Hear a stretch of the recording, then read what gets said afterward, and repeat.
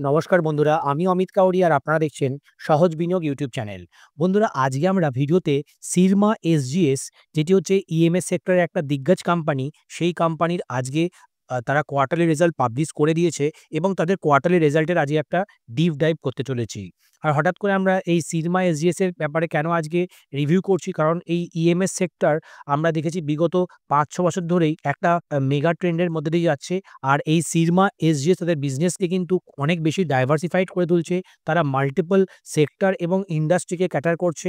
তাদের প্রোডাক্ট কিন্তু এখন তারা শুধুমাত্র ভারতের ডোমেস্টিক মার্কেটের জন্যই বানাচ্ছে না, তারা তাদের প্রোডাক্টকে ফরেনের মার্কেটেও এক্সপোর্ট করছে। তাহলে বন্ধুরা, আসুন আজকে এই সিরমা এসজিএস এর ইনভেস্টর প্রেজেন্টেশন থেকে তাদের কোম্পানির ব্যাপারে কিছু ইনফরমেশন আপনার সাথে শেয়ার করি। আর বন্ধুরা, ভিডিও শুরু করার আগে একটা ডিসক্লেমার দিয়ে রাখি, ভিডিওটি সম্পূর্ণ এডুকেশনাল পারপাসে আপনারা দেখবেন। এই ভিডিওটিকে কোনো রকমের ইনভেস্টমেন্ট টিপস বা রেকমেন্ডেশন হিসেবে নেবেন না। তাহলে আসুন আমরা ভিডিওতে দেখি যে সিরমা এসজিএস এই কোয়ার্টার 2 ফাইন্যান্সিয়াল ইয়ার ২০২৬ এ কেমন পারফর্ম করেছে, কোম্পানির ম্যানেজমেন্টের কি গাইডেন্স আছে, তাদের বিজনেসকে তারা কিভাবে এক্সপ্যান্ড করছে। So let's start the video.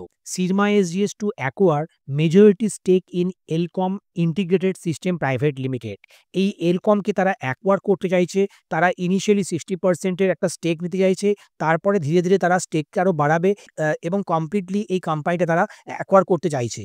এই কোম্পানিটি অ্যাকোয়ার করে কোন সেক্টরে এন্ট্রি নিচ্ছে? ডিফেন্স আর মেরিটাইম বিজনেসে তারা এন্ট্রি নেওয়ার কথা ভাবছে। They are recently to acquire 60% majority stake in Elcom for 235 crore rupees through a mix of primary capital infusion and secondary share purchase. The remaining 40% stake to be acquired in multiple tranches over the next 3 years, linked to performance and earn-out milestone. এলকম কিন্তু 4 দশক ধরে defence আর maritime business করে আছে। তারা deliver করছে কোন কোন সেগমেন্টে? Navigation, communication, surveillance and platform automation সিস্টেমে তারা কাজ করছে। The acquisition align with Sirma's strategic roadmap to build a scaled, design-led defense electronic platform supporting Atmanirbhar Bharat and long-cycle domestic programs. তারা কিন্তু এই আত্মনির্ভর ভারতকে আরও বেশি পরিমাণে বুস্ট করতে চলেছে এবং তাদের বিজনেস তারা ডিফারেন্ট ভার্টিক্যালেও এক্সপ্যান্ড করছে। এখন আমরা ফাইন্যান্সিয়াল পারফরমেন্স দেখে নিই। হাফ ইয়ারলি পারফরমেন্স সেপ্টেম্বর ২০২৫-এর কোম্পানির রেভিনিউ হয়েছে 2108, মানে 2108 কোটি টাকা তারা টার্নওভার করেছে। কোম্পানির অপারেটিং এবিটদা 64% এর ইমপ্রুভমেন্ট দেখিয়েছে ইয়ার অন ইয়ারে। তারা অপারেটিং এবিটদা পাবলিশ করেছে 211 কোটি টাকার। এবিটদা মার্জিন এখন 10.1% এর, সেটিও কিন্তু ইমপ্রুভমেন্ট আমরা দেখতে পাচ্ছি।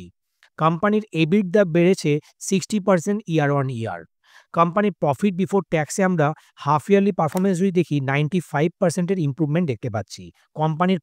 কোম্পানির প্যাড বেড়েছে 94% ইয়ার অন ইয়ার।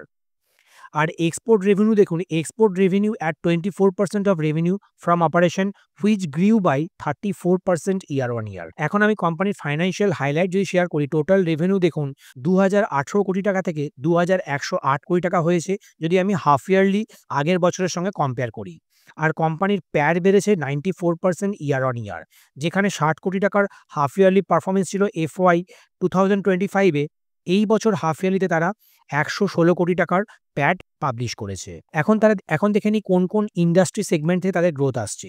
দেখুন, অটো সেগমেন্টে হাফ ইয়ারলিতে তারা 24% এর ইমপ্রুভমেন্ট দেখিয়েছে। কনজিউমার সেগমেন্টে তাদের গ্রোথ কিছুটা ডিগ্রো করেছে। হেলথ কেয়ারে 21% এর ইমপ্রুভমেন্ট দেখতে পাচ্ছি। ইন্ডাস্ট্রিয়ালে 20%, আইটি অ্যান্ড রেলওয়েতে 73% এর ইমপ্রুভমেন্ট আছে। এখন কোম্পানির ফাইন্যান্সিয়াল রেশিও যদি দেখি, কোম্পানির প্যাট মার্জিনটে ইমপ্রুভমেন্ট দেখতে পাচ্ছি। কোম্পানির এবিটদা মার্জিন 7% থেকে 10.7% হয়েছে। কোম্পানির রিটার্ন অন ক্যাপিটাল এমপ্লয়েড, এখানে একটা ইমপ্রুভমেন্ট দেখছি 8.4% থেকে 11.7%-এর। এখন আমি কোয়ার্টারলি পারফরমেন্স দেখি সেপ্টেম্বর 2025-এ, মানে সেকেন্ড কোয়ার্টারের পারফরমেন্স আগের বছরের সেম কোয়ার্টারের সঙ্গে যদি কম্পেয়ার করি। ফাইন্যান্সিয়াল সামারি এখন দেখে নিই। কোয়ার্টার 2 ফাইন্যান্সিয়াল ইয়ার 2026-এ তারা টোটাল রেভিনিউ পাবলিশ করেছে 1154 কোটি টাকার। কোম্পানির অপারেটিং এবিটদা ইয়ার অন ইয়ার আমরা 56% এর গ্রোথ দেখতে পাচ্ছি। এবিটদা মার্জিন খুবই হেলদি 10.1%-এর। কোম্পানির প্যাড বেড়েছে 67% ইয়ার অন ইয়ার। প্যাট মার্জিনও খুবই হেলদি 5.7%-এর। Export revenue export revenue at 23% of revenue from operation which grew by 40% year on year যদি আমি কোয়ার্টারলি পারফরমেন্সে কম্প্যারিজন করি। এখন আমি ফাইন্যান্সিয়াল হাইলাইট আপনার সাথে শেয়ার করি। Total revenue quarter two financial year 2025-এ 842 কোটি টাকা ছিল, যেটি কোয়ার্টার ওয়ানে 960 কোটি টাকা হয়েছে।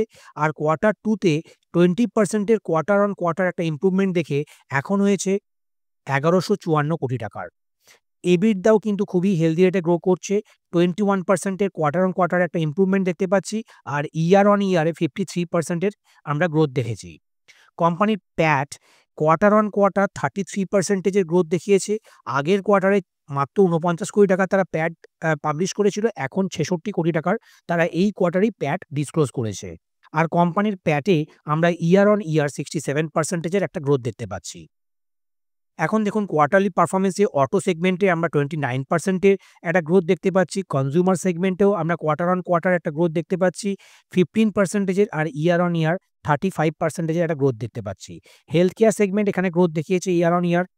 ইন্ডাস্ট্রিয়ালে স্লাইটলি বিলো 10% গ্রোথ দেখতে পাচ্ছি। আইটি অ্যান্ড রেলওয়েতেও 298% গ্রোথ দেখতে পাচ্ছি।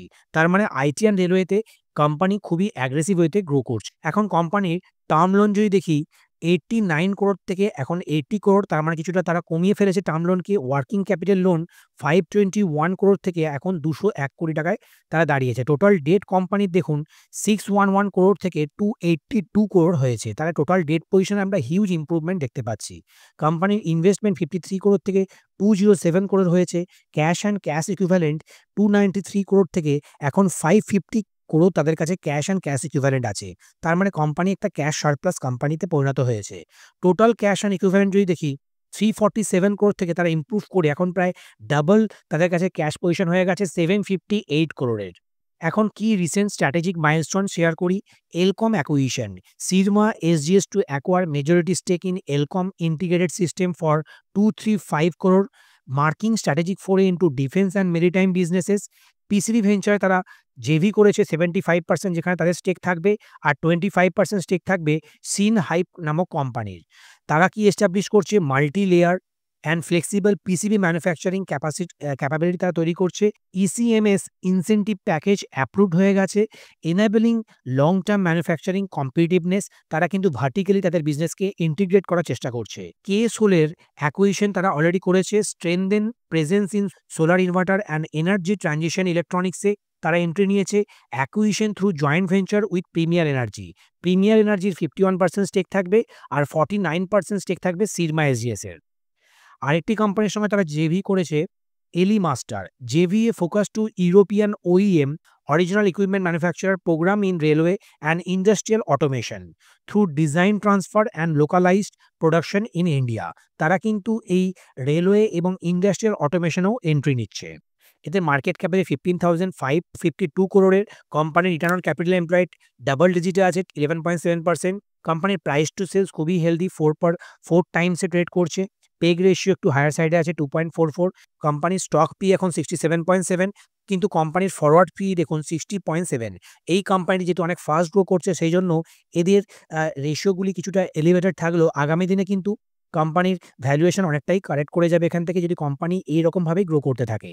আর আমরা দেখলাম কোম্পানি স্ট্র্যাটেজিক্যালি অনেকগুলি সেগমেন্টে এন্ট্রি নিয়েছে, সেই জন্য এই কোম্পানির থেকেও একটা আমরা খুবই হেলদি গ্রোথ ফিউচারও আশা করতে পারি। কোম্পানির শেয়ার প্রাইসের পারফরমেন্স যদি দেখি, লাস্ট এক বছরে 550 থেকে এখন 800-এ ট্রেড করছে। লাস্ট 3 ইয়ার্সেও একটা হেলদি আমরা পারফরমেন্স দেখেছি 282 রুপিস থেকে 800, অলমোস্ট মোর দ্যান 3.5 টাইমসের একটা শেয়ার প্রাইসে আমরা জাম্প দেখতে পাচ্ছি। কোম্পানি তাদের ডেট পজিশনকে অনেকটা রিডিউস করেছে। Company has been maintaining A healthy dividend pay out of 20.9%। আর এই সেগমেন্টটি মানে ইএমএস সেগমেন্টে আমরা হিউজ গ্রোথ দেখতে পাচ্ছি। এই সেগমেন্টেই কেনস টেকনোলজি বা ডিক্সন টেকনোলজির মতো কোম্পানিগুলি অনেক ফাস্ট গ্রো করছে। আর সিরমা এসজিএসও কিন্তু খুব একটা পেছনে নেই, তারাও কিন্তু অনেক ফাস্ট গ্রো করছে। আর কোম্পানির কোয়ার্টারলি রেজাল্ট যদি আমরা দেখি, এখানে দেখতে পাচ্ছি 2022 সালে 467 কোটি টাকার তারা টার্নওভার করতো, এখন সেটি বেড়ে 1146 কোটি টাকা হয়ে গেছে।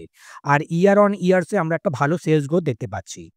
আর কোম্পানির নেট প্রফিট যেখানে 2022 সালে 3 বছর আগেই মাত্র 30 কোটি টাকা ছিল, এখন সেটি বেড়ে 66 কোটি টাকার তারা প্রফিট এই কোয়ার্টারেই তারা ডিসক্লোজ করেছে। কোম্পানির প্যাটে আমরা ইয়ারলি পজিশন যদি দেখি 862 কোটি টাকার টার্নওভার করতো 2020 সালে, এখন সেটি বেড়ে 3884 কোটি টাকার তে পৌঁছে গেছে। নেট প্রফিট দেখুন 92 কোটি টাকা থেকে বেড়ে এখন 241 কোটি টাকা হয়েছে। কোম্পানির সেলস গ্রোথ 3 ইয়ার্স 5 ইয়ার্সে একটা হেলদি গ্রোথ দেখতে পাচ্ছি। কোম্পানির প্যাট গ্রোথও আমরা একটা ভালো ইমপ্রুভমেন্ট দেখতে পাচ্ছি।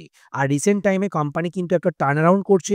তাদের গ্রোথ কিছুটা স্লাগিশ হয়ে গেছিল, সেখান থেকে তারা তাদের পারফরমেন্সকে আবার আপলিফট করছে। কোম্পানির ইকুইটি ক্যাপিটাল কিন্তু 192 করোড়ের, কোম্পানির রিজার্ভ আছে 2617 করোড়ের। কোম্পানির বরোয়িংস দেখুন এখানে একটা ইমপ্রুভমেন্ট আমরা দেখতে পাচ্ছি। তারা রিসেন্ট কোয়ার্টারে তারা তাদের লিজ লায়াবিলিটি কিছুটা কমিয়েছে। আর কোম্পানি শর্ট টার্ম বরোয়িংস আমরা ইমপ্রুভমেন্ট দেখতে পাচ্ছি, লং টার্ম বরোয়িংসও তারা অনেকটা কমিয়ে ফেলেছে। Company cash from operating activity থেকে একটা হেলদি পজিটিভ ক্যাশ ফ্লো আমরা দেখতে পাচ্ছি। আর আরেকটি বিষয় বলে রাখি, কোম্পানির ক্যাশ কনভার্সন সাইকেলেও একটা ইমপ্রুভমেন্ট দেখতে পাচ্ছি।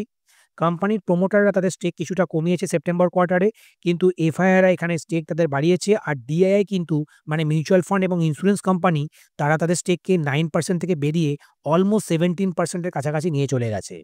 আর এখানে পাবলিক শেয়ার হোল্ডিং কিছুটা কমেছে। তার মানে কোম্পানির আমরা ওভারঅল একটা ইমপ্রুভমেন্ট দেখতে পাচ্ছি তাদের পারফরম্যান্সে। আর কোম্পানির এই স্ট্র্যাটেজিক যে মুভগুলো নিচ্ছে, বিভিন্ন সেগমেন্টে তারা এন্ট্রি নিচ্ছে, সেই জন্য আমি এই কোম্পানির শেয়ারে খুবই আশাবাদী। বন্ধুরা, আজকের ভিডিওটি আপনাদের কেমন লাগলো আপনারা অবশ্যই কমেন্ট করে জানাবেন। আর এই ধরনের নতুন নতুন ভিডিও দেখতে আমাদের চ্যানেলকে সাবস্ক্রাইব করতে ভুলবেন না। বন্ধুরা, আবার দেখা হবে আগের ভিডিওতে।